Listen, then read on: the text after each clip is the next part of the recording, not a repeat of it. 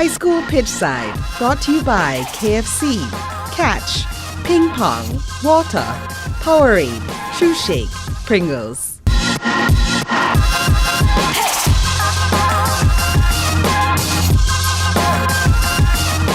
It's another Thursday and the football is at fever pitch, which means it's time for High School Pitchside. Welcome. I'm Janae Robinson, the football girlie, along with Ronaldo Adams. I call him Naldo, but Naldo, can you describe yourself? And of course, Giovanni Brady. Cool, calm and collected. That's all I would say. That's all I would say. Well, let me ask you a question. Why this week of all week in a green and black? Yeah. There was a game that was played earlier between the Maroon and Gold School and a Green School. And the Maroon and Gold School lost, so I just came to celebrate. Oh, so you're celebrating. Yeah, so I'm going through pain and misery. I'm celebrating and you're celebrating my pain and misery. Yes. Okay, Mr. Brady. I thought we were friends, but it's okay. It's all right. I see what it is. It's okay. Long show ahead. No hard feelings.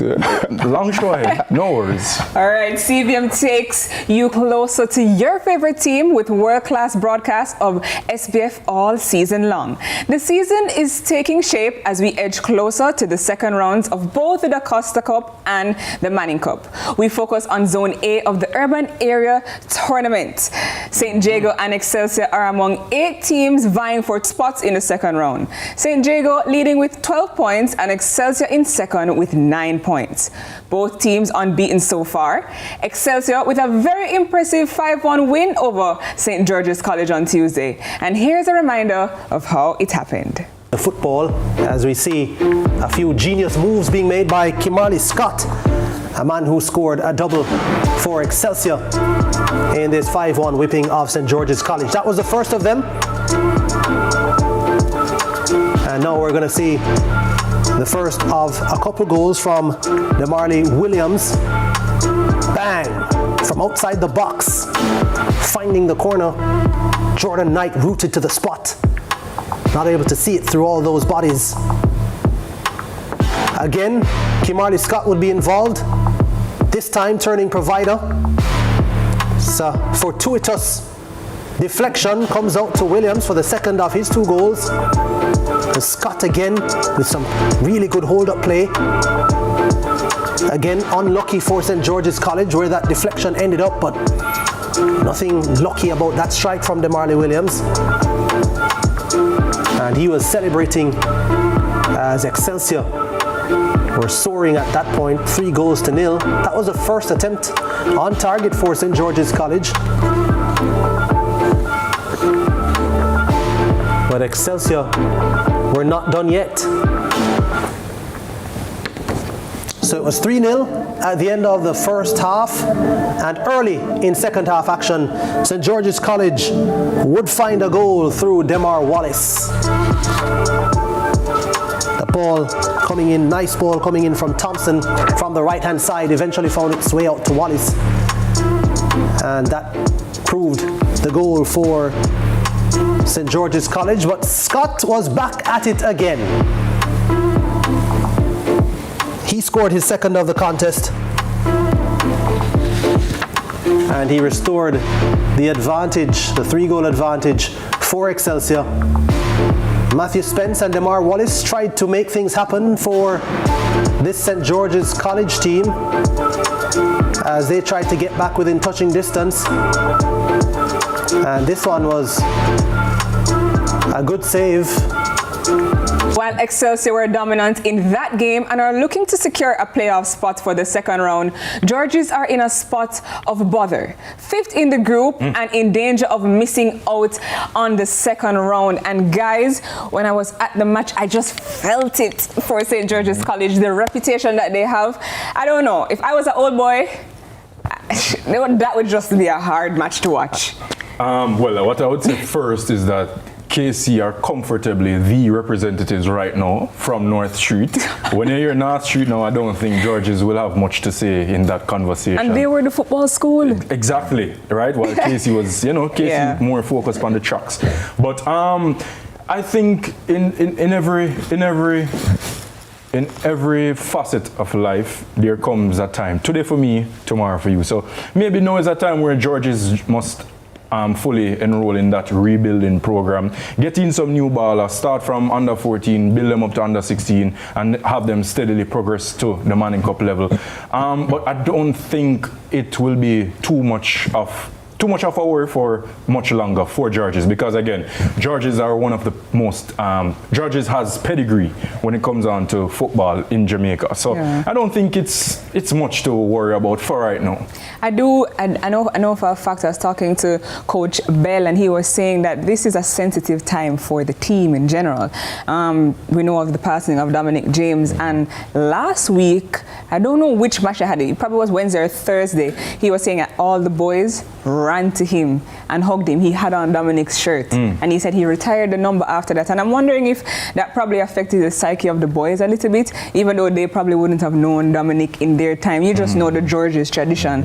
I think that I agree with you, Naldo. They are rebuilding slowly, and it doesn't discredit Neville's quality at all. But I do think they need to start from the ground level so that their Manning Cup doesn't suffer as a result of it. I think looking at St. George's College this season, it kind of shows that football is a game of fine margins. Their first game against St. Jago, who's in their group, they had a lot of chances to win that game. A lot of chances. They lost 1-0. They were not as clinical as they could have been. I thought they were probably marginally better team. No, yesterday against Excelsior, an Excelsior team that we all said here that should take the next step this year. 5-1, 4-1? 5-1. The game finished. So. If they had probably taken their chances in that first game, who knows? They probably would have been on 7 points, 9 points now, a bit further up in the group. All is still not lost, but it is looking less likely. For sure. And St. George's are generally a position-based team, moving the ball about fairly freely. But against Excelsior, they were outplayed in possession and also in terms of shots. Is this the clearest sign, guys? Well, Jenny, you said earlier, you're not worried about Coach Bell, but let me pose a question to you then, Gio. Is Coach Neville Bell's days numbered? No, I don't. Well, no, I don't think so. I think in the rumor mills there have been talks that there have been some changes at St. George's College, and these are not recent changes. These are changes from a longer time. And when there are certain changes within, I guess, administration and how you look about building the footballing program, at some point in time, when I call it, the chicken must come to roost. And I think that is probably what we're seeing now. I think we also can't forget that with regards to the Excelsior game in particular, the opposition gets to do tactics too. And Excelsior looked phenomenal that game. They played the football very well that game. They were at home as well. Excelsior, let's not forget that. So they had the home support behind them. And I think, as Jenny would have pointed out, this is a younger St. George's College team than before. So I think it's a myriad of factors culminating, leading to that 5-1 loss. You definitely would not have thought St. George's College would have been 5-1. No, I think that's the thing, that the factor that is so surprising, the 5-1 scoreline. I must say, despite the result, the attitude of Coach Bell post-match was very positive. He almost was kind of content with the fact that it was 5-1, and I think that one reflected that there is quality in the St. George's team, but obviously they have a lot of work to do. Yeah, they were better in the second half. I think the second half they came out, they played better football, but again, I just think that Excelsior in that group is probably a cut above the rest. They also had that team for a while. For a good while. Neville Bell was able to break the drought in 2008. Probably needs to take a hiatus and come back and break the drought. I don't know. Don't forget that St. George's had a dominant period under Coach Neville Bell, winning the Manning Cup 4 times between the years of 2008 all the way to 2012. The last time they won the Manning Cup, which was 2012, which was 13 years ago. As bad as that sounds, Ronaldo, it's not the worst trophyless run for St. George's. They went without winning the Manning Cup for 16 years between 1992 and 2008. And the same Neville Bell was the one to break that record. So I just think that we know his quality. The viewers know his quality. I don't think that this St. George's team would break anything that he has invested in. An interesting fact, Neville Bell was also part of the coaching team when they won in 1992 as well. Yes. So Neville Bell has been there from, he's edged, as you can see, in St. George's College, our folklore. And you think about the quality of players that St. George's College have had over the year. I think in 2008, Luton Shelton's brother was also the goal scorer in that finals against JC when St. George's College won. So Emilio Rosso. Emilio, his brother's name is Emilio Rosso? No. My cousin's name is Emilia Russell. Okay, all right, no problems. I think we were mentioning JC and we were saying probably household names. Probably this George's team doesn't have a lot of household names, I guess. Probably that's They will get there. I also don't think that household names are made overnight. I think if we're going to speak about Alex Marshall and those guys in that era, they really made their name as seasons went by. So, yes, as Coach would have mentioned, the team is very young, and as a result, they just really need to rebuild. I also realize that we're talking a lot about Never Bell, but Never Bell needs support. And I think Gio kind of touched on it a little bit. When coaching staff is change, it makes it a little bit difficult for the head coach to kind of, work and produce what he really wants to. Then, Janae, isn't he the head of the snake? Yes, so but he does need support. And I don't, let me leave that for after here. But I just think that he does need support in order for his goals to be accomplished, and I don't think that it is just solely his responsibility, and as a result, they need some help. Also, Marcel Gale isn't there, right? He's had Marcel Gale by his side for years, right? And I think that really helps St. George's College. Even last year, you saw a lot more presence from them than this season. So, well, Fuzz is supposed to come back soon still, so hopefully what I was doing. Hey, man. and in terms of not winning trophies, but general success, St. George's College is not that far from general success, because it was year before last year that we were in the quarterfinals of the Manning Cup. They defeated JC. They were also in the Champions Cup. So in terms of general overall success, you're not that far off. And as we have been alluding to for this segment. But anyways, guys, it's now time for our first break for high school Pitchside, but not to worry, we'll be right back. Rivals collide Saturday, September 27. See it happen on CVM, CVMTV.com, and CVM TV News on YouTube.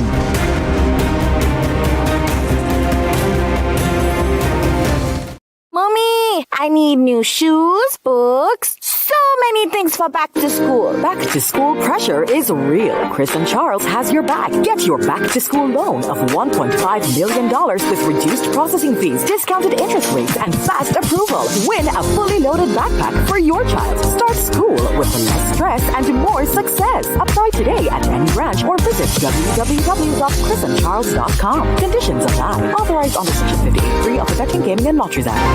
Quiet on the set. Want you to read the teleprompter, all right? Yes. Okay. 4, 3,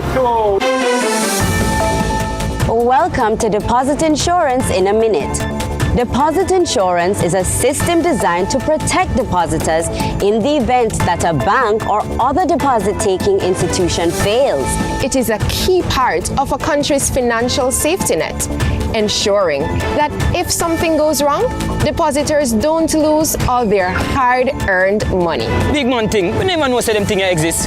JDIC is the government entity that protects depositors by insuring their deposits up to $1.2 million. So even if a bank fails, you won't lose everything. A good something this man, because me can't take no surprise with my money. You can't say that again. JDIC, protecting your deposits, securing your future. JDIC, protecting deposits for you and me. This Saturday, September 27, rivals collide at the Jerusalem Mini Stadium. CVM's coverage of ISA Schoolboy Football 2025 continues. Jamaica College face their biggest test of the opening round as they battle their newest foes, St. Andrew Technical, in the feature encounter at 4:30 p.m. Before that, though, Holy Trinity and Hydel lock horns starting at 2 p.m. All four teams are in unfamiliar territory, and that should make for a tasty doubleheader. JC versus Staths at 4:30 p.m. and Holy Trinity versus Hydel at 2 p.m. Rivals collide Saturday, September 27. See it happen on CVM, CVMTV.com, and CVM TV News on YouTube.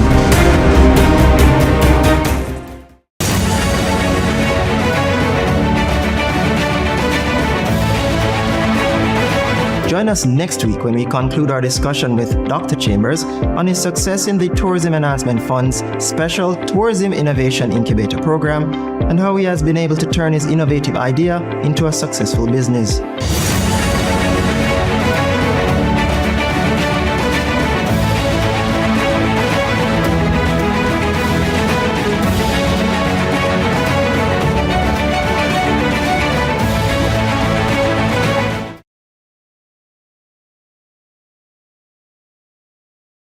This is the Aedes aegypti mosquito that spreads the Zika, chikungunya, and dengue viruses.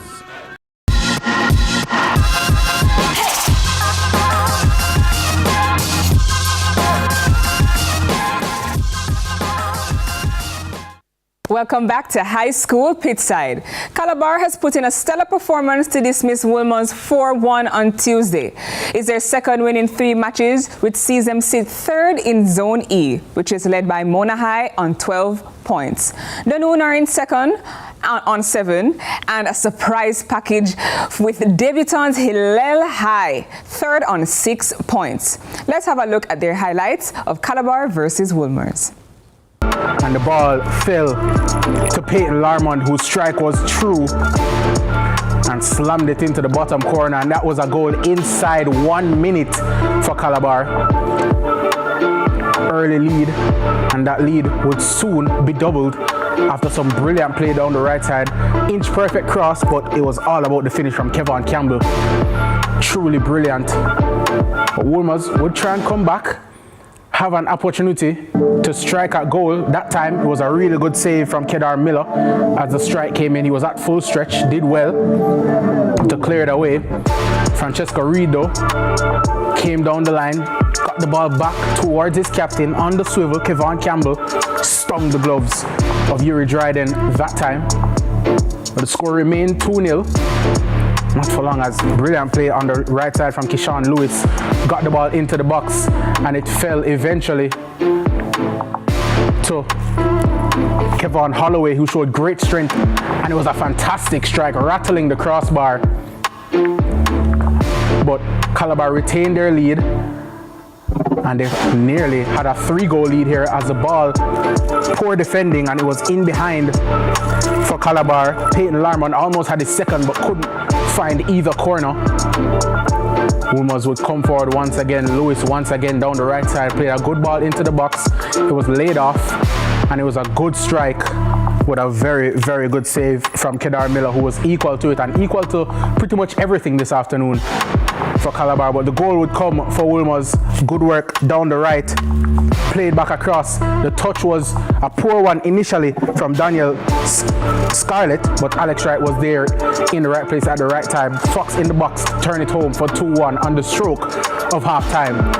But in the second half, Calabar continued to dominate. Ball across the box. Reed couldn't turn it in. But this, just moments later, brilliant cross, brilliant header from O'Brien Marks, leaving the goalkeeper rooted. What a great header that was.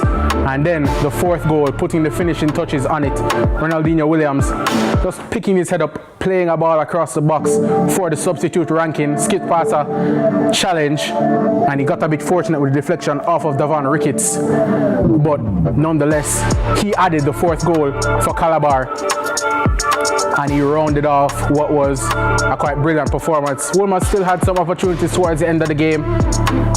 Cross came in, but a fantastic save again from Kedar Miller, who proved a wall between the sticks for Calabar. Here is a ball in behind, looking for the run. Pass came across, but it was a good save, and Wolmer's didn't really have too much else to do. This was another big chance that came in. There was a chance for Quana Reed, but again, the block came in from Calabar. That was with just 2 minutes left. So, Zone E is proving to be close and competitive. Mona are clearly favourites and they're out in front, but those below battling for a playoff spot, the likes of Dunoon, for example. And after this defeat, Gio, can Wolmer's hold their heads above water, or can Calabar jump to one of those coveted playoff spots? Wolmer's. You couldn't start, couldn't you start with Calabar? No, you asked about Wolmer's. I'll also ask you about Calabar. So let me say, from the game, Wolmer's, I don't think Wolmer's were horrible. I think Wolmer's actually played good football. I think Wolmer started the game very slowly though, and being 2 goals down in 13 minutes. That opening goal, should the keeper have done better? based on the strike, because that was a rocket. I think it was a wonderful strike, and I think if you're gonna look at from Wolmer's end, I think there were errors leading up to the goal. You know, the missed clearance and all that, and you know, Calabar getting back the ball so far at the pitch, which is something I guess your coach should be very impressed by, because the coaches want their team to get the ball high up the pitch so they can, you know, quicker turnover towards goal. Yes. Gives that to score. Yes. I don't think they could have done much better, the keeper in that moment, but in terms of the overall build-up, so I think Wolmer started very slow. Yeah. It was based on a team. It's more of that's more of a team fault. Wolmer started the game very slow. I think. As a what they would call a young old boy of the Wolmer's boys fraternity, I must say that I'm a bit concerned that we haven't obviously won a Manning Cup since 1994, and for a school which has contributed so much star ballers to the national setup, I think Wolmer's has fallen too hard from the grace of the football gods. But let's have a look at some of the top Wolmerians who have represented the Reggae Boys. All right. Ricardo Bibi Gardner, we have Keith Kelly, we have Alex Thomas, we have Amal Knight, Chris Waugh, Kerry Stevenson, and you know, that's just to name a few, because the list is very long.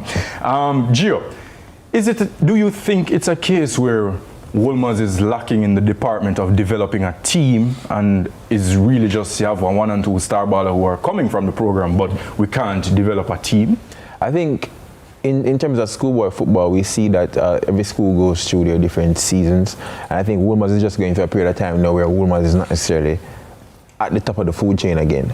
And I think in order for them to become at the top of the food chain again, there has to be some change in terms of administration. And we do know that, yes, there is the part about building talent, but there's also the part about, you know, recruiting actually and getting those talents into the school. Maybe that is not something that's on the fore at Wolmer's before, as it was before. And we've seen other schools since those times, you know, take over that mantle. You've seen a Staths grow in dominance. You see Vauxhall, which is kind of new now, growing in dominance, you know, Mona, you know, again. So in order for Wolmer's to really get back to that level, Wolmer's will need to, you know, invest and show that, you know, they're serious about this football team. But I think that they would have been having that conversation for years, though. Exactly. Right? I don't think that's a conversation that really should have been started this year. I think they've needed to change things, and they have tried to change things. But I don't necessarily think, though, that there's anything wrong with producing players and not having that star team. As in, that's probably just a school that we can look forward to for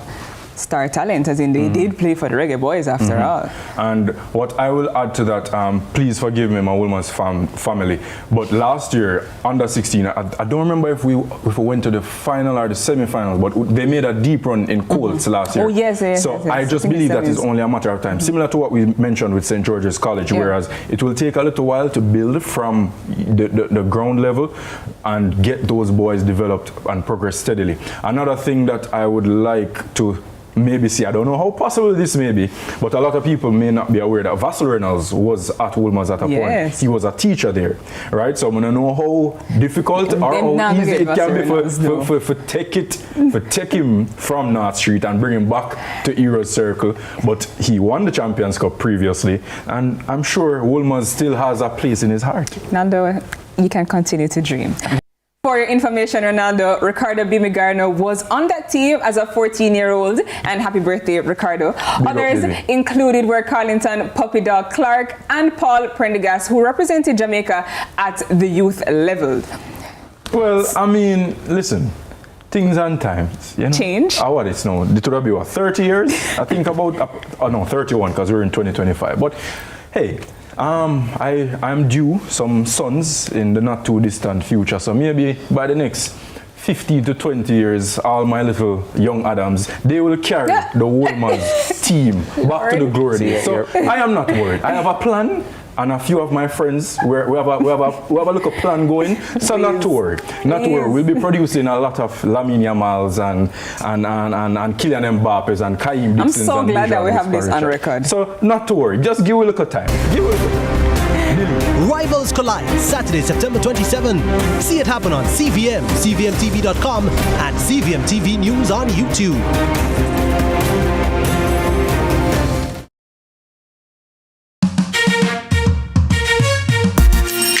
Hey everybody, I'm Yendi, and this is Odyssey with Yendi. In this space, we connect with some of your favorite people as they share their journeys. Here we have some unfiltered conversations as we deep dive into their inspirations, motivations, and experiences to inspire our own life journey.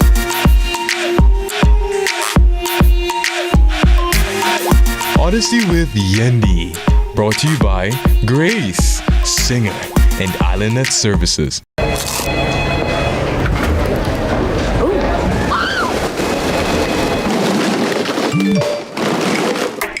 Crunch your craving with the value menu from KFC.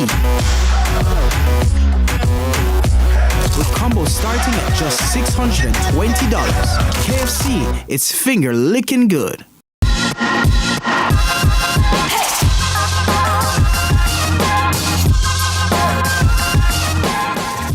Fernando, let's talk some DaCosta Cup. 2023 champions Clarendon College are trying to find their feet under their new coach, Devon Anderson. The 12-time champions are unbeaten in 5 games. Their latest win in Zone H came against Central High on Monday, a 2-1 score which saw them move to 13 points atop their zone. Here is Devon Anderson's reaction after the game. We actually accomplished our goal. Coming out here, we came out here with a game plan and we executed. We faltered in the last 90 seconds, but nevertheless, we came away with a victory. A young team at CC, the pressure of coaching the many-time champions, especially after the success that Lenny Hyde brought over the past few seasons. Can Devon Anderson step up to that task? And I think that's a question that the whole Jamaica is wondering. Well, I don't think it should be difficult because, again, it is always good when you have a foundation. Yeah. And with CC's foundation, CC's pedigree, CC's stature, it's not going to be too much of a difficult task, in my opinion. So it's a matter of chemistry, continuity, and getting the boys focused. That's it for me. Do you also think, we know Devon Anderson's quality from Hydel High, do you think that he will be able to replicate that done at CC, as in that was Manning Cup, this is the Costa Cup?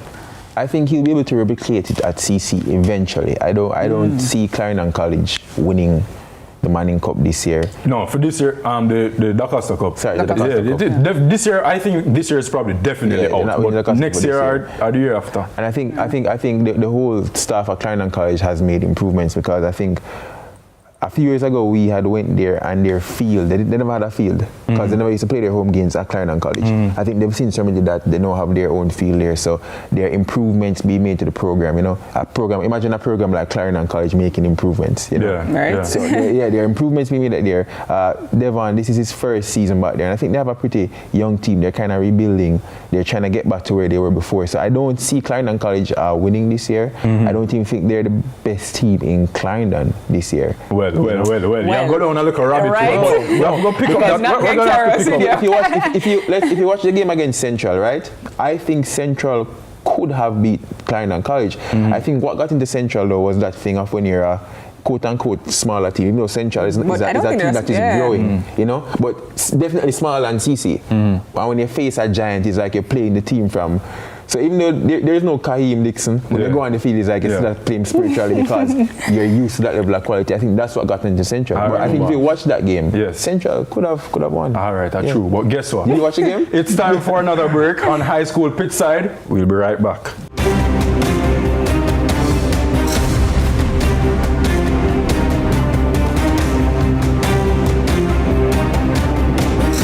Rivals collide Saturday, September 27. See it happen on CVM, CVMTV.com, and CVM TV News on YouTube.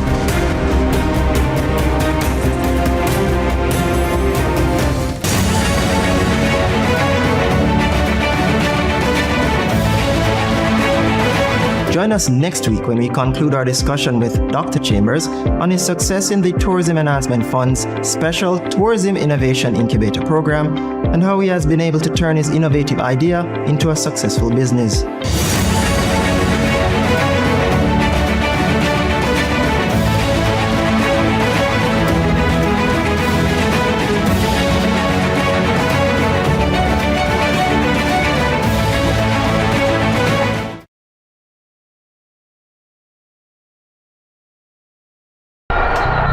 We need to party. pass the ball quicker, much quicker. And you need to make sure. I'm the coach. And I'm the assistant coach. No. Your job is to bring the water and keep us hydrated. Matter of fact, where's the water? I've got it, coach.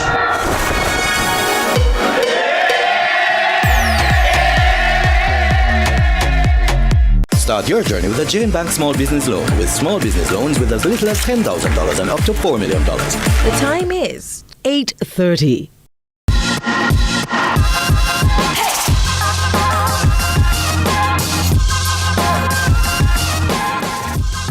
Welcome back to High School Pitchside. Jamaica College and Staths renew their rivalry this Saturday, and the only place to see it happen is on CVM TV, live at 4:30 p.m. as both teams battle in this top-of-the-table encounter. Both teams have met 8 times in the last 8 seasons. We have the coaches to preview Saturday's crucial fixture: Raymond Watson, assistant coach at Jamaica College, and Philip Williams, who is unable to attend today. Welcome, Coach. How have you been doing? I'm okay, and thanks very much for having me. You sound very calm now, but off air, Coach was a bit, riled up. There's a lot of stigma and pressure on Jamaica College right now, and you have a few comments to make on that. Talk to me about Jamaica College's preseason leading up to the first round of matches. Well, it's obvious we were pretty quiet preseason for reasons that we are rebuilding. We're trying to put a unit together. Previously, Jamaica College had some so-called household names. At current moment, there isn't anyone which is a real household name, so we're trying to really build much more of a team and a team chemistry to see how much we can take it from there. I want to ask, is there an undertone of almost not fully believing in this crop of boys? No, whatever I'm doing, I believe in it. I personally believe in myself. I believe in the work that I have put in. The players believe in themselves. Jamaica College is a great institution.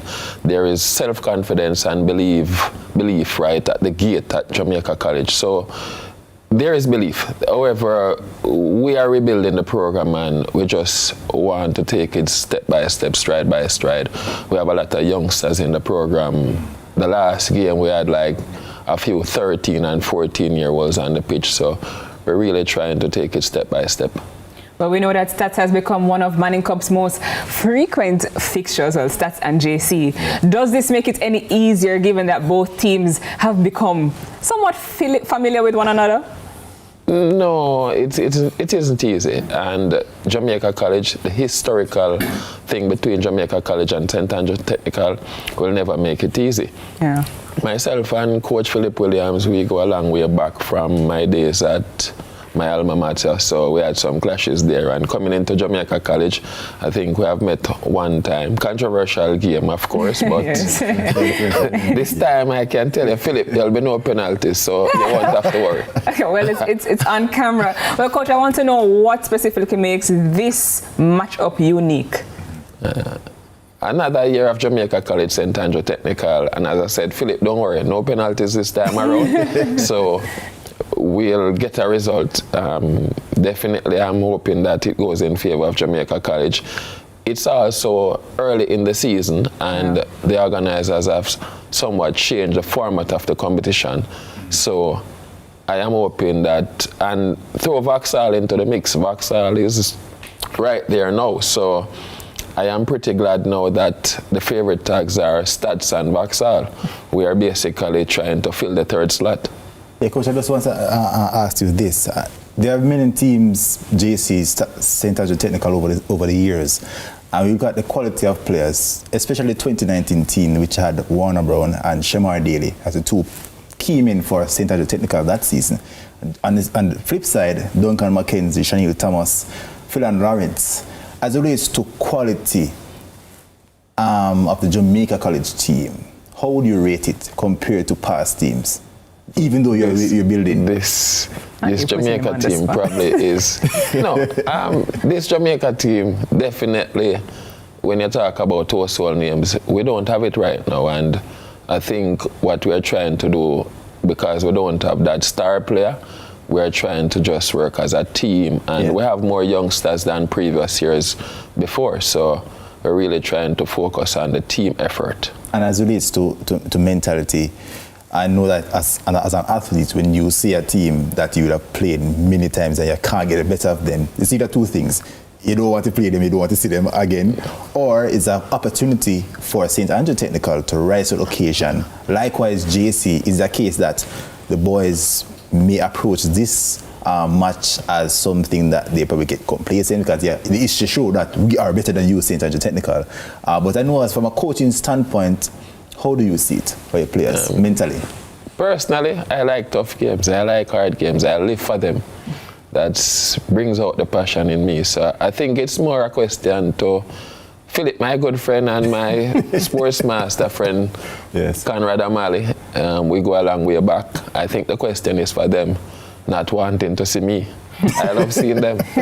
Well, unfortunately, Coach Phillips is not, Philip Williams isn't able to attend today, but I want to know, you're not new to rivalries. You've been doing this from your days at KC with KC and Staths. Now you're at JC with JC and St. Andrew Technical. What's the difference with then versus now?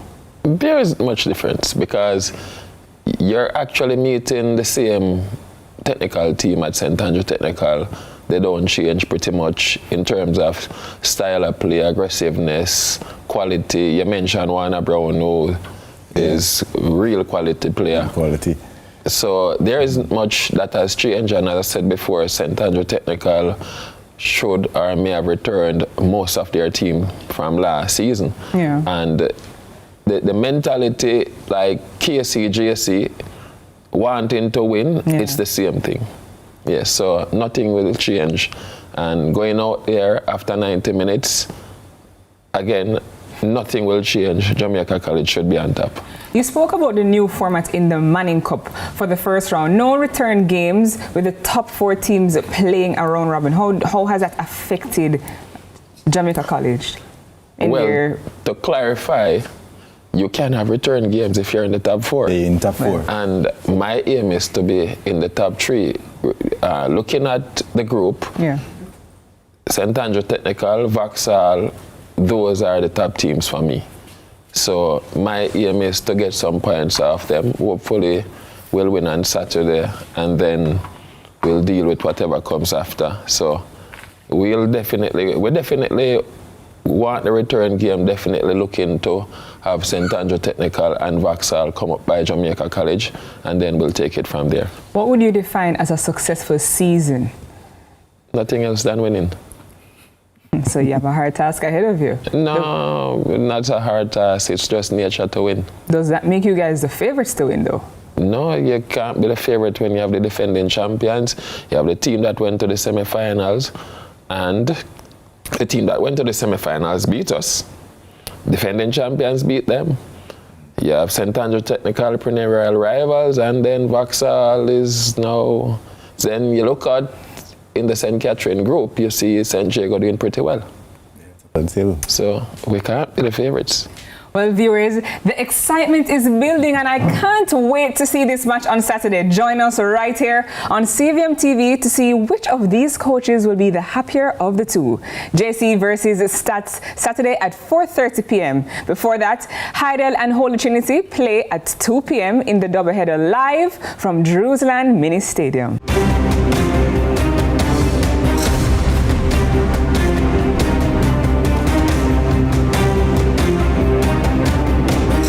Rivals collide Saturday, September 27. See it happen on CVM, CVMTV.com, and CVM TV News on YouTube.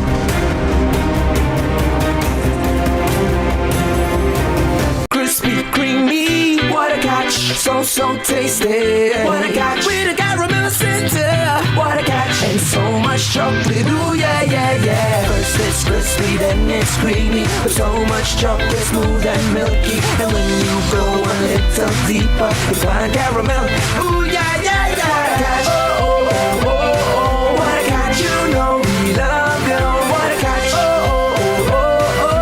First it's crispy, then it's creamy, what a catch.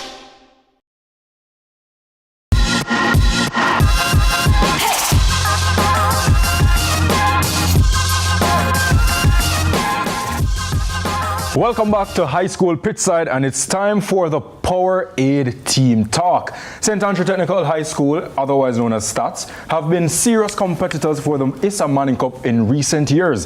However, in 1987, that was the first and only time they got their hands on the coveted crown. Philip Williams and his team take center stage in today's Power Aid Team Talk. And Daniel, you have been following Staths closely this season. Still early days, but what have you made of their season so far? After having a conversation with Philip yesterday evening, and even throughout preseason, you would have said that this team is a fairly young team. Okay. It's basically the average age 17 years old. So it's almost like a transition of the under-16 team that you would have had. But the under-16 team that would have had quality. But Kelvin Brown, who won the under-15 championship with the national under-15 team, and Kevin Hall is also a part of that team, and is also a part of this Manning Cup team. But so he fancies his chances as it relates to probably sneaking in, but he's not probably saying that, okay, we go outrightly and win the Manning Cup. But they're going to be very competitive. That's what coach is saying. What are you saying? How far do you see Staths going this season in all competitions, not even just the Manning Cup? Or you see them progressing through the Walker Cup and the Champions Cup, if they should qualify for that later down? All right, when you look at experience, to win championships, you need experience. Yes, he would have had a couple of players who are experienced, season campaigners. Kevin Hall, this is his fourth season. He's the captain of the Staths team. He's the number 7, also the cousin of Livingston, who was the captain 2 years ago. Okay, so a family tradition. So, with his experience passing down to his cousin, I think, looking at St. Andrew Technical, they do play good football. So I'm thinking probably quarterfinals, maybe, possibly sneak into probably take the Walker Cup. That's what I think. Take the Walker Cup? Or yeah, I think. Based on what I've seen, may not be ready for the Manning Cup this season, but at least probably next season into the third season, because he said it's a 3-year project. Yeah. So Staths will be better in upcoming season. So you're predicting a Staths versus Wolmer's Walker Cup final? Wow, that will be something. That will be something. But I want to ask a question, because St. Andrew Technical, we've heard this similar narrative in past years of them having a relatively young team, and then they kind of advance onto the quarterfinals, semi-finals round. Is it because of their reputation that they've built, where they've kind of disappointed a few fans, that you've kind of put them to make it to the Walker Cup? Or is that just as real as it gets? No, I think it comes down to the consistency that Staths have had over the years. 2017 Manning Cup finals, 2019 Manning Cup finals, 2022 Manning Cup finals, and the Walker Cup finals, yet against JC, ironically. So Philip Williams has, over the years, from the ground under 14, under 16 level up, has built a nice product. And that is why, even if persons are not saying that, hey, St. Andrew Technical is going to go to a trophy or they're going to go to a Manning Cup final, he always find a way. And that is something you have to attribute to a good coach and a good program, because this is what, 8 years now at Staths. Been there for a minute. And I mean, you look at it, 4 finals, many schools, even in recent times, can't say that they would have been to the Manning Cup finals 3 times, or Walker Cup finals at all. I'm glad that you touched on that, Daniel. So let me ask you this. Is it a case whereas, hypothetically speaking, if it is that Staths didn't meet JC in all these finals, they would have prevailed? Is it that JC is just Staths' kryptonite? What would it take for Staths to get over this gruesome hurdle? I think it doesn't come down to quality, because I made mention of the 2019 team that they had. Even the 2017 team, where Jaden White was a captain, was probably the best goalkeeper in that schoolboy football season. I think it comes down to a combination of both. The mentality, yes, we're in our finals again. Jamaica College that would have faced over and over again. And also it comes down to the instruction that is given to the players. And if they follow it to the T, probably the results would have been different. As it relates to opponents, I think if it was not Jamaica College and they were playing against somebody else, the possibility of them winning 1 or 2 Money Cup trophy would be something that we can speak about. But JC overall is still a quality team.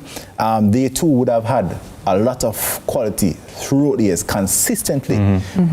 So it's quite tricky and quite interesting, but the Staths and JC rivalry have a nice flavor to it, you know. Well, there you have it. With that, we go to a break with our Powerade hydration tip of the week. Hot weather equals more fluids. When playing in the heat, increase your fluid intake. Start hydrating earlier in the day, not just before kickoff.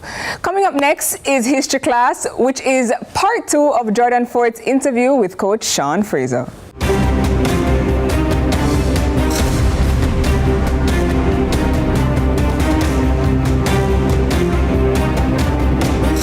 Rivals collide Saturday, September 27.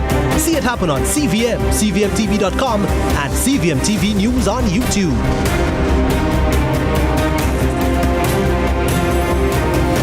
Protecting Jamaica's borders is a key priority for the Jamaica Customs Agency. The JCA will remain vigilant and resolute in effectively fulfilling this mandate. The time, brought to you by the Jamaica Customs Agency, is...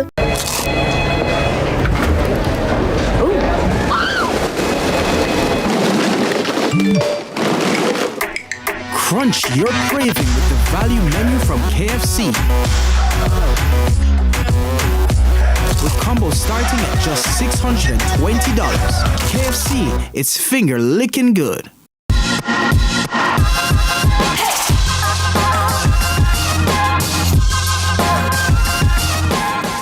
You left high school and you went straight overseas.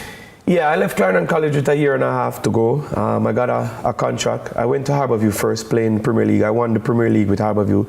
Played only 1 game, yeah? In 2000, under the late great Peter Cargill. Very young. I understand why I didn't get to play a lot. I was coming from Clarendon College.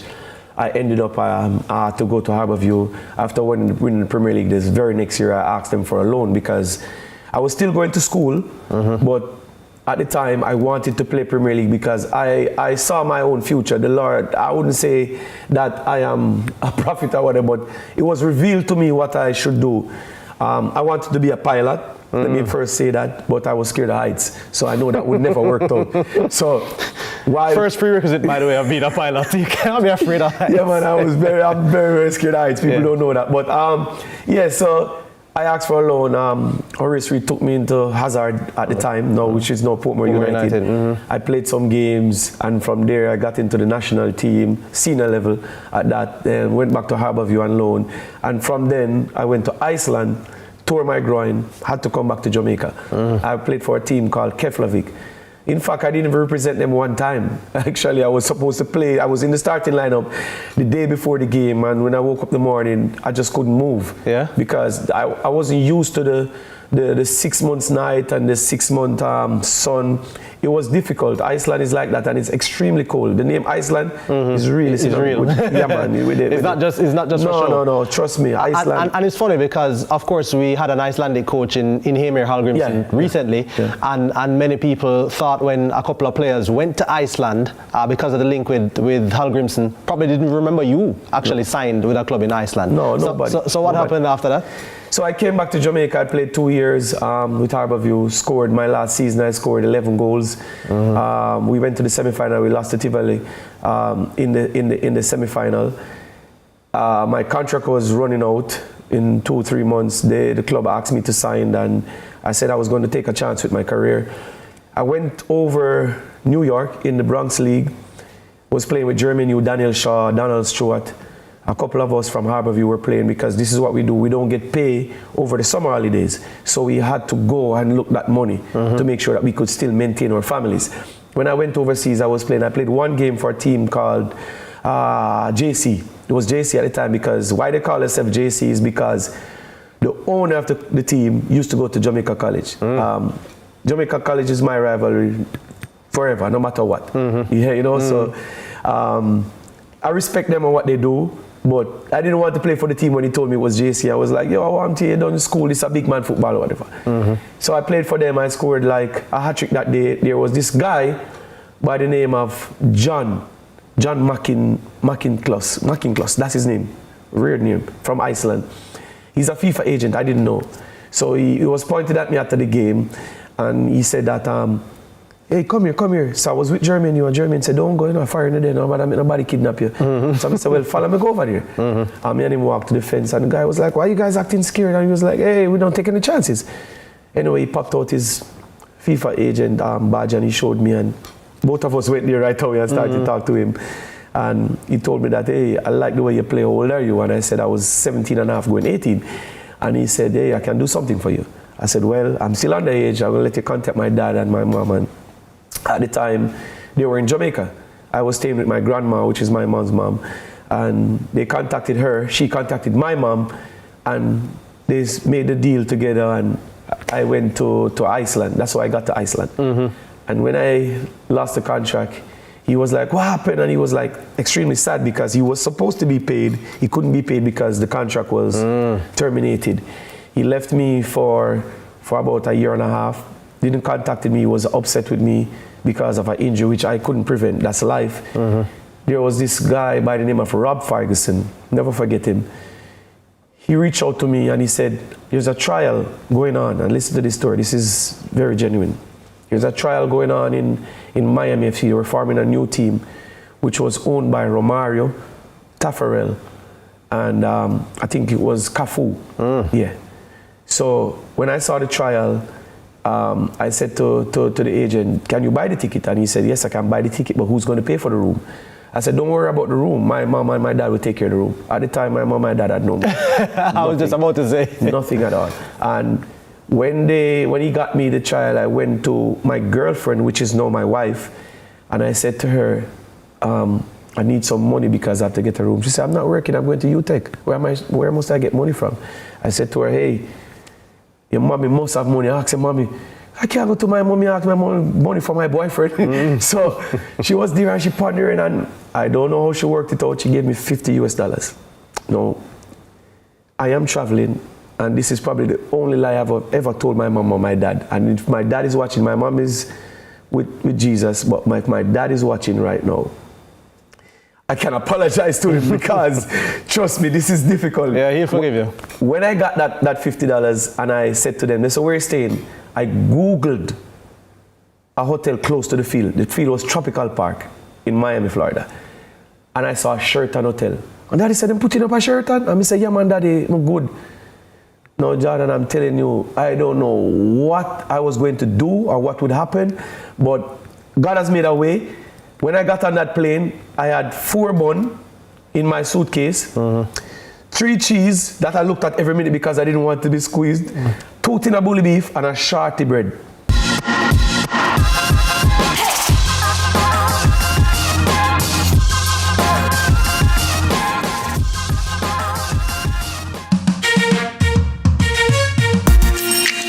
Everybody, I'm Yendi, and this is Odyssey with Yendi. In this space, we connect with some of your favorite people as they share their journeys. Here we have some unfiltered conversations as we deep dive into their inspirations, motivations, and experiences to inspire our own life journey.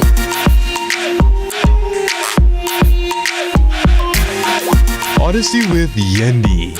Brought to you by Grace, Singer, and Islandnet Services.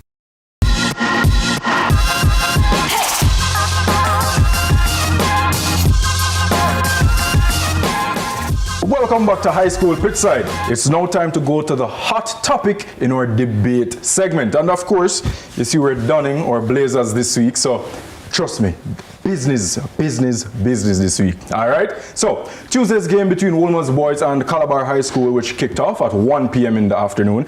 Wolmer's coach Jerome Waite has made a call for Issa to abandon the idea of scheduling games so early in the afternoon. Waite's appeal comes after Wolmer's boys player Kyle Samuels was substituted after falling to fatigue and dehydration due to the excessive heat. So Gio, now the question is, Should Issa scrap the 1 p.m. games? You go first. No, Issa should not scrap the 1 p.m. games, especially when those games form part of a doubleheader. I think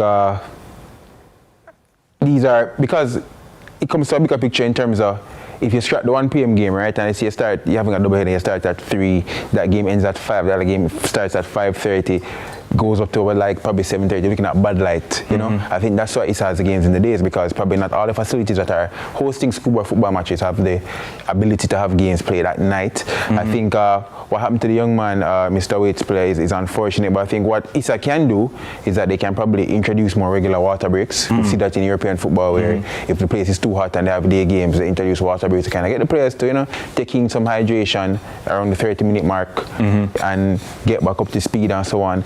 Abandoning the 1 p.m. game is too, it requires a lot of logistics and planning, and if Issa would not have planned for that from before, plus how many facilities in Jamaica have enough lighting to have a game? Not a lot. Yeah, I don't think there are enough facilities for schoolboy football. A lot of schools in schoolboy football. All right, so people, this is very, very rare, but Gio and I are actually going to agree this week. It's still a debate, but this week it's more of an agreement. Is it? A discussion. Discussion, a conversation. But bro, really and truly, I have to agree with you, because as you said, from a logistical point of view, if it is that we're going to delay the games to later on in the afternoon, 3:34, that means there's only one match can play. Because as you said, maybe the National Stadium and Sabina Park or Stadium East, Catrinal, maybe those are the only football fields that can accommodate night matches. So for right now, I don't think it's very realistic.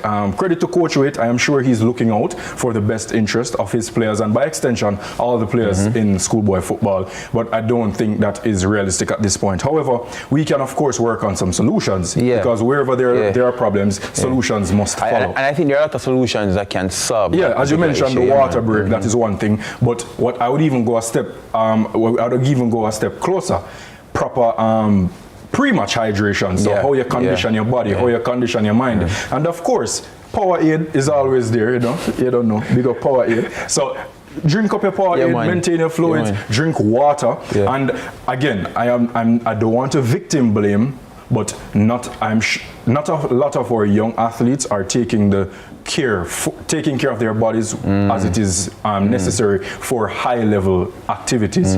You understand? So we're looking at improper nutrition, we're looking at poor sleeping patterns, we're looking at poor exercising. So someone may come at training and gallivant and not actually executing the